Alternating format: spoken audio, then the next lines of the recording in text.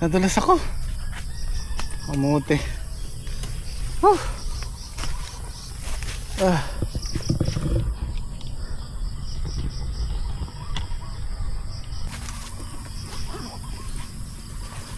Anak ng titing.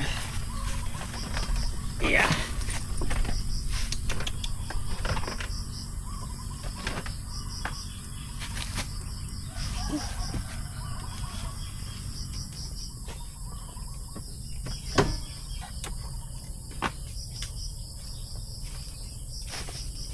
May sumabit eh.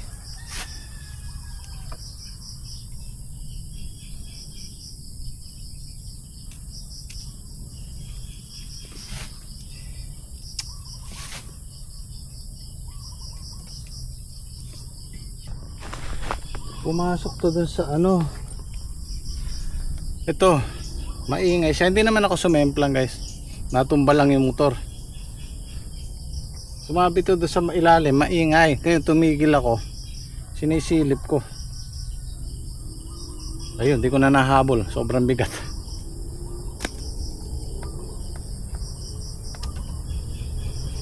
Ay,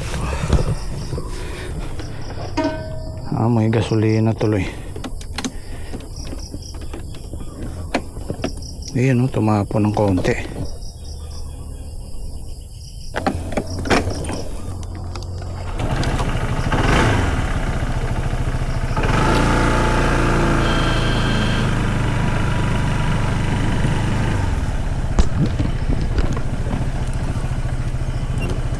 Ay, lumuwag yung ano.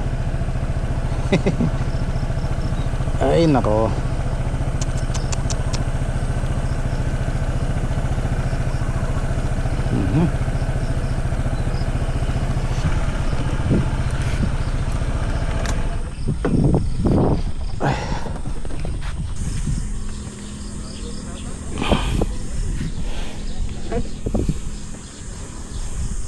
Ay, ito ang problema.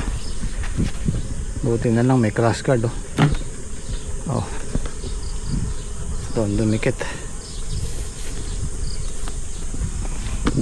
Maluwag yung crash guard ko.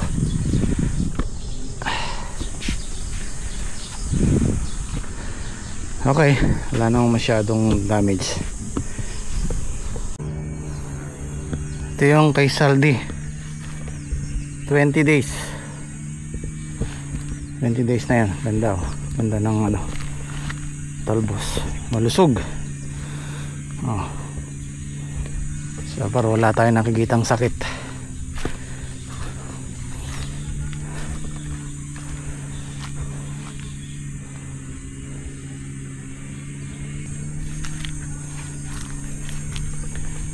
Mga 5 araw pa babalik tayo ng isang beses dito kasi yung taliya makapal siyang magsanga.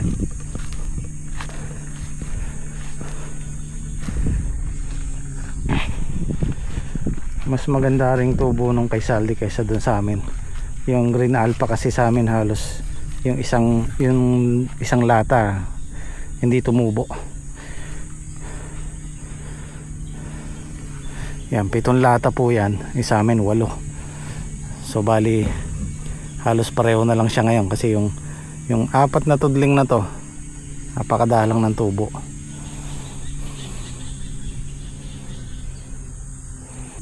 So ito yung isa pang magandang balita. Yung presyo ng ampalaya maganda na. Yung pitas namin kahapon tumaas pa ng 10 piso. Ayan, magandang panimula po yan para sa amin. Yung 10 piso guys, napakalaking bagay na nun sa amin. Kung nakaka 500 kilos ka o 1 tonelada, sabihin na natin 1 tonelada, yung 10 piso na dagdag 10,000 na po yung kada pitas. Kaya sana medyo magtagal yung ganda ng presyo ng ampalaya. So ito na po siguro yung natin, pagbawi. Sana tuloy-tuloy. Saturday, Sunday, Monday, Tuesday. Martes pipitasin natin ulit yan. Yan, na tayo dito. Makakarami na tayo dito sa Green Alpha. Kasi yung unang halaw namin halos karamihan sa Thalia, pero ngayon sasabay na yan. Pangalawa, pangatlong pitas sabay-sabay na yan.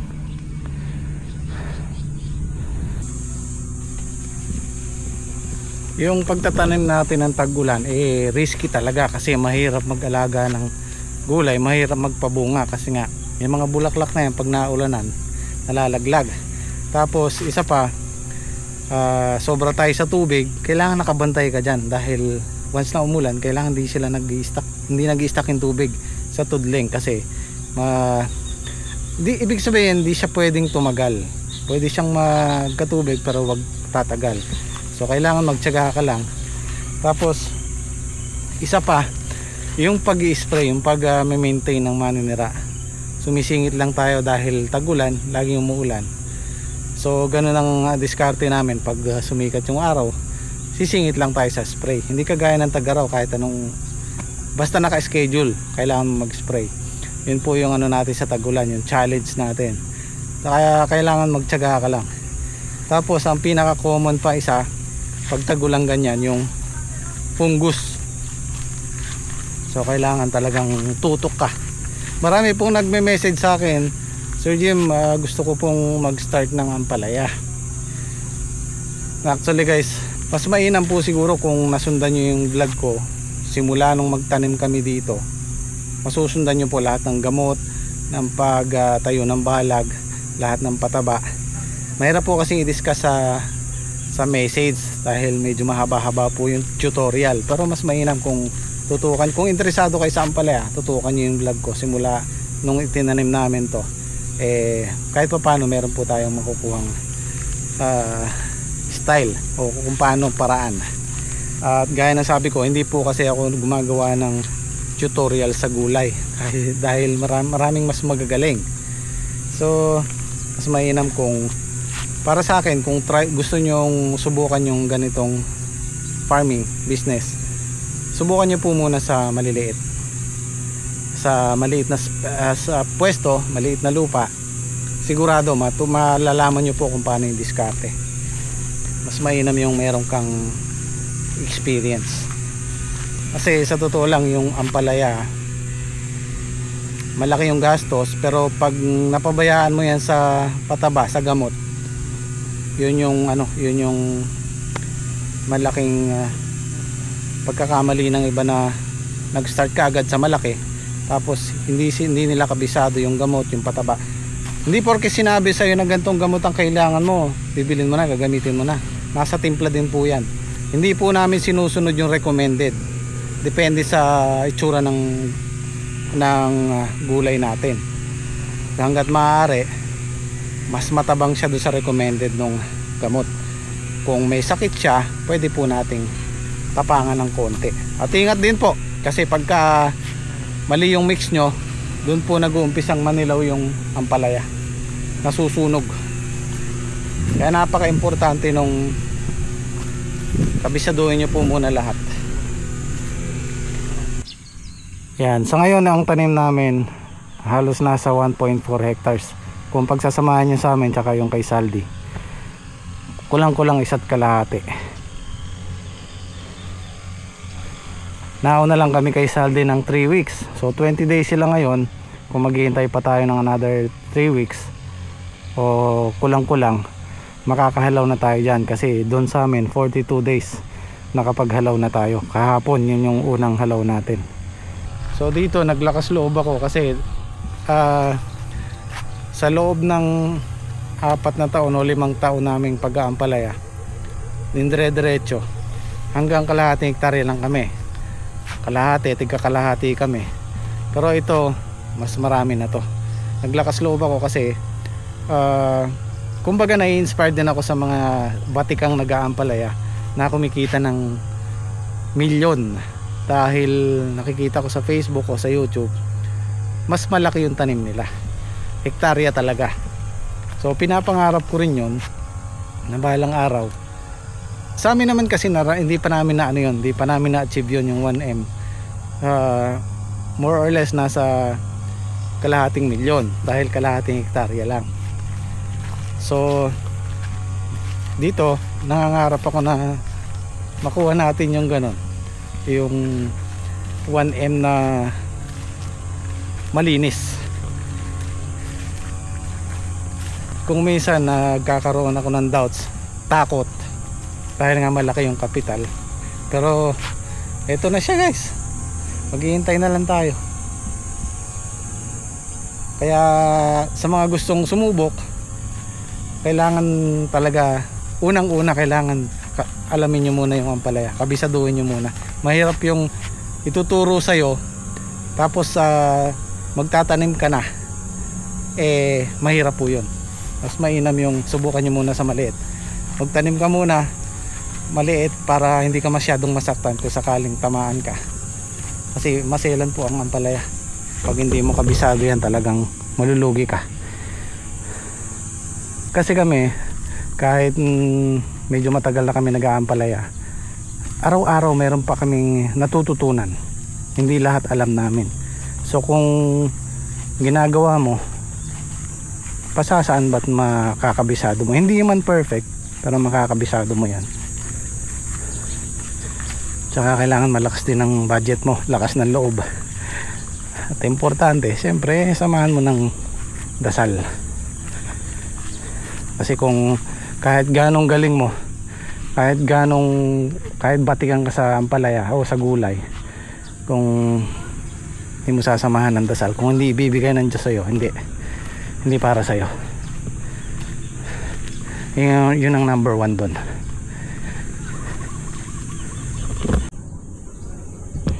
Bigyan ko lang po kayo ng idea lang po to, yung posibleng mangyari dito sa amin. Sabihin na natin yung kalakasan yan, sabihin na natin 1 tonelada na lang, kasi ang usualing tanim namin 4 na lata, nakakatonelada siya. Si Saldi naka 1.2 tons, ito doble to. Sabihin na lang natin sa 1 tonelada sa presyo ngayon, sabihin na natin 70-80 per kilo sa isang pitas. Alisin na natin yung, kasi kalimitan yan 15 hanggang 20 pitas ang ampalaya. Alisin na natin yung 5 pitas, sabihin na, alisin na natin yung 10 pitas. Iibilang na lang natin sa 10 pitas yung kalakasan. Sa presyong halimbawa 70-80 sa isang pitas, makakakuha ka ng 80,000, 70 to 80,000 isang pitas. So sa 10 pitas meron kang 800. Ano lang po yan, posible lang po yan. Kinumpute ko po yun sa pinakamababa, sa tonelada na lang kung magtutuloy. Tapos yung kay Saldi, ito hindi rin bibitawan yung higit tonelada nito, sa ganda ng tubo niyan. At wag lang disaster, wag lang makakalamidad. Kung magtutuloy, sabihin na natin 1 tonelada na lang, sa 50 pesos per kilo. Isang pitas mo 50,000. Sa 10 pitas meron kang 500,000. Yun po yung compute ko na pinakamababang mapipitas natin. Pero itong kay Saldi, itong 7 lata na to, kaya po niyan yung 2 tonelada. Sa amin, kung magaganda yan nagtutuloy, kaya po niya ng 2 tonelada. Kinumpute ko lang doon sa pinakamababa, kasi mahirap mag-expect, di ba? Example lang po, binibigyan ko lang kayo ng idea kung gaano pwede natin kitain, kung kikita ya, kung gaganda yan, kung magtutuloy-tuloy at hindi bababa ang presyo. Pero gaya na sabi ko, pagka ganitong tagulan, tapos may bagyo, mataas po ang presyo ng ampalaya.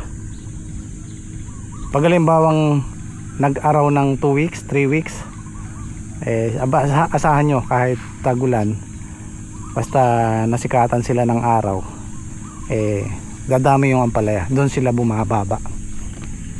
Kaya ngayon tinataon namin yung bago magtagbagyo, o kung malakas ang loob mo tagbagyo, ay sigurado nagwa 120 po ang kilo ng ampalaya, hanggang 140 sa farm gate. Farm gate, tinatawag po namin farm gate, presyo sa puno kesa sa palengke. Yung gastos ko dito kay Saldi hindi ko pa nakukompute, pero more or less nasa 110 hanggang 120 yan hanggang sa pumitas 120k. Dito sa amin nasa 130 hanggang 140k. Estimated lang po yun, hindi nagkakalayo doon kasi hindi pa ako nagko-compute. Pero kaya nasabi ko yung computation ko kanina na sa mababang ano natin, sa mababang ani, kung dumoble yung sinabi kong 800 tapos 800k saldi, so posible tayong kumita ng 1M kung tatama, hindi magbabago yung presyo at kung tuloy-tuloy yung ganda ng bunga. Siyempre nangangarap lang din ako, hindi naman masamang mangarap, di po ba? Pangarap ko lang yung ganun, yung kumita ng 1M. So abangan na lang po natin kung matutupad ko yung pangarap ko na to. Napakasarap sa pakiramdam ng ganun, yung matupad mo yung matagal mong inaasam-asam, matagal mong pinapangarap. At ito pa pala yung isa guys, siyempre pagka medyo lumalaki na yung tanim nyo, kukuha kayo ng kasama, partner, kagaya ni Sally, kagaya ni Dondon, o kahit yung obras. Kailangan po marunong yung kukunin nyo, kasi sa ganito kalaki, pag nagtrabaho sila, hindi mo yan mababantayan lahat. Nasa dulo yung isa, kakapusin ka. So napaka-importante nung marunong, kasi pagka pumalpak mahirap nang habulin, lalo na pag yung halaman, yung kagaya ng pag-i-spray, pagpapataba, paggawa ng balag. Kasi pag yan nagawa na, mahirap nang bawiin. Kaya mas mainam yung kukunin natin kasama marunong talaga. Kasi ang ampalaya, kung halimbawang napabayaan sa fungus yan at umakyat na sa talbos, hindi na po mahahabol yun, mahihirapan na. Although tutuloy siya, pero hindi mo na makukuha yung kalakasan ng bunga niya. Ang fungus ang number 1 dyan, yan, tsaka yung mga kuto. Number 1 ang fungus. Pag umakyat sa ampalaya, mahirap. Tinutuloy na lang ng gym squad yung grass cutter sa dulo. Hanggang mamayang hapon siguro mayayari yan. So yun na lang, trabaho natin, tapos na. Mag-i-spray, hindi tayo magpapatubig, pitas, spray, puro ganun na lang. Ganun ka kaluwag sa trabaho pagka tapos na yung balag at malalaki na yung halaman. Maluwag na tayo sa trabaho.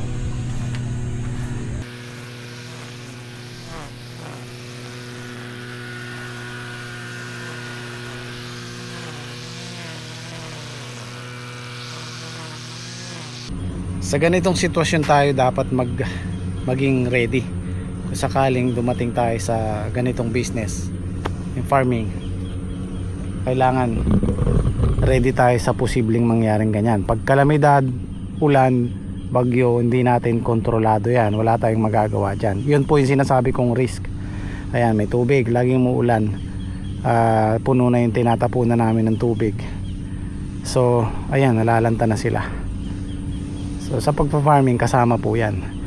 Pero take note dito guys, naka 12 harvest na kami. Konti na lang hinahabol ko dito. Makukuha ko yung puhunan.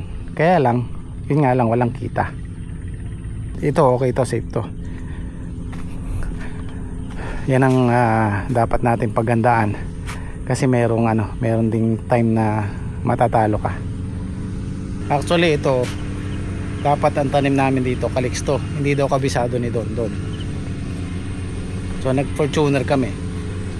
Ayan, mahina ang bunga ng Fortuner. Pero kung Calixto yan, malamang kumita na sila sa 12 pitas. Ako kung sa akin malulugi, hindi konti na lang hinahabol ko Ang iniisip ko sila, yung pagod nila.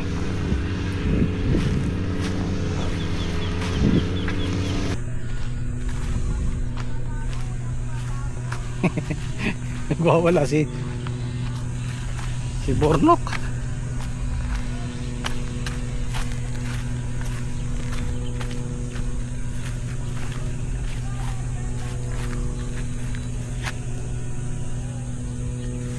Oh, yan na naman ang ulan, no? Padilim na naman.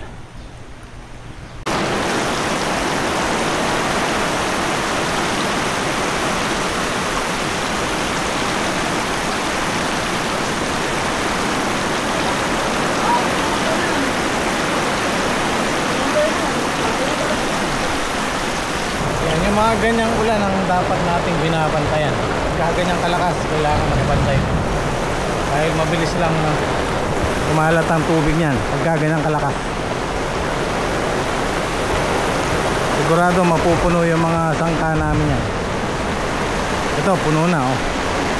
Tinatapunan namin dun, malapit lang mapuno. So pag yun napuno, aapaw na yan dyan.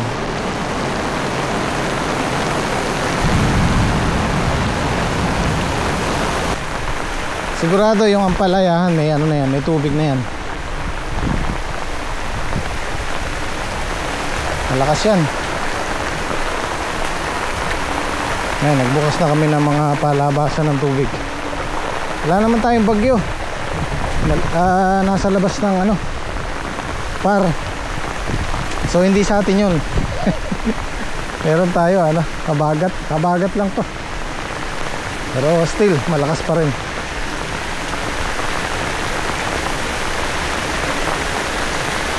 Dito tayo magtsatsaga. Kailangan nating magbantay. Kaya bukas na yan, palabasan ng tubig.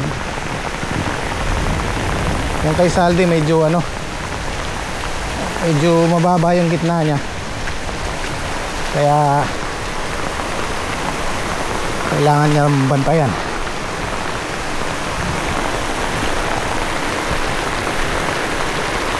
Ayan o, nagkakatubig na yung gitna ni Saldi.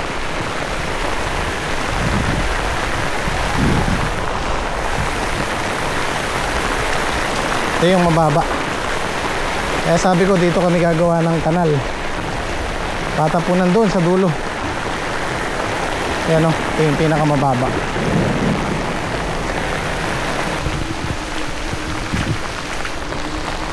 So kailangan natin buksan to, yung mga to. Yung ganyan okay lang yan. Wag lang yung may tubig tapos maaarawan, tsaka hindi siya pwedeng magtagal. Kunin ko muna yung pala.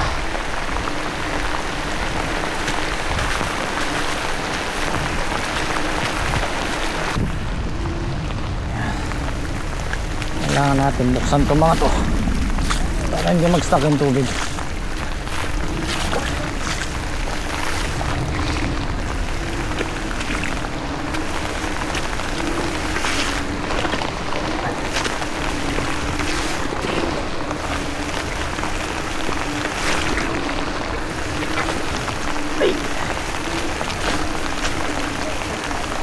Naalala ko yun doon sa San Carlos guys. Kung maalala nyo yun, December yun eh, may bagyo, nilubog.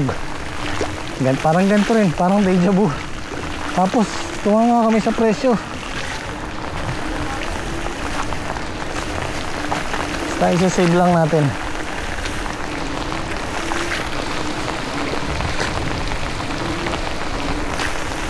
Yan. Oh, puno eh.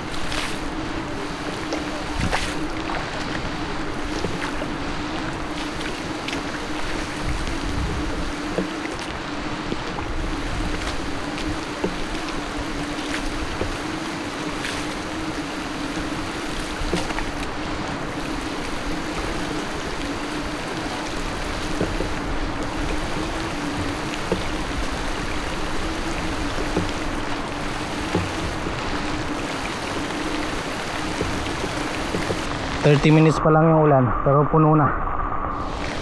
Ito yung gagawin namin kanal. Gigitnaan namin to, hukayin namin, lalagyan namin ng pilapil. Diyan ang tapon eh oh. O kaya dito sa medyo malapad na konti na to, para maluwag, para hindi naiipon yung tubig. Ayan oh, puno na eh oh. Nung binuksan ko itong mga to, napuno na.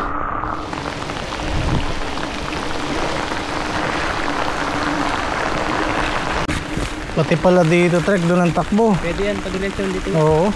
Kahit yun nabuksan doon. Kasi sarado yung daan natin doon. Oo. Ito yung pinakamataas kasi. So doon pa rin ang takbo niya.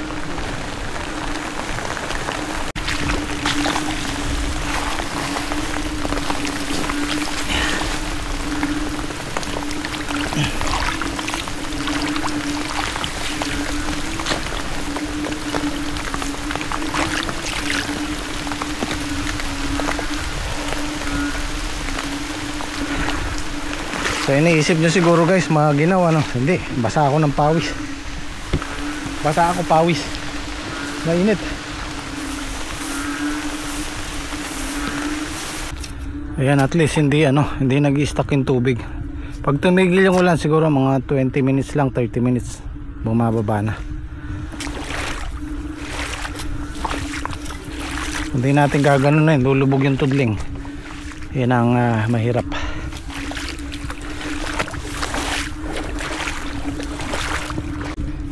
Ito, dinadaan na namin to, kaya lang binuksan muna namin dahil lulubog yung tanim natin.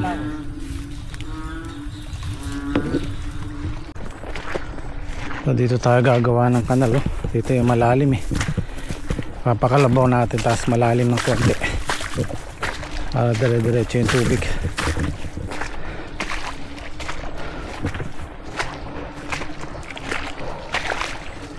Oh, lalim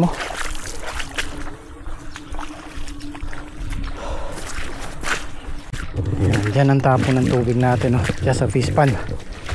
Yung nakamababa dyan. Pag ito na puno, siyam-siyam na.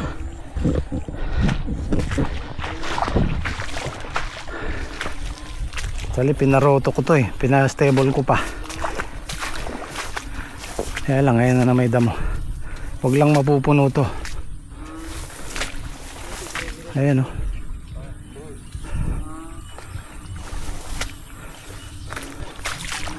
bilis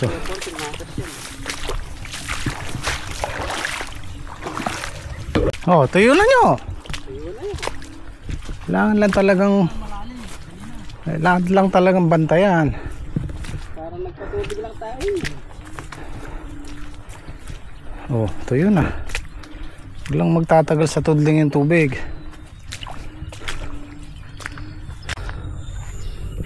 Sobrang lakas ng hangin, na ball yung ibang talong. Wala pa kasing tali ito ganyan ang mangyayari pag walang tali.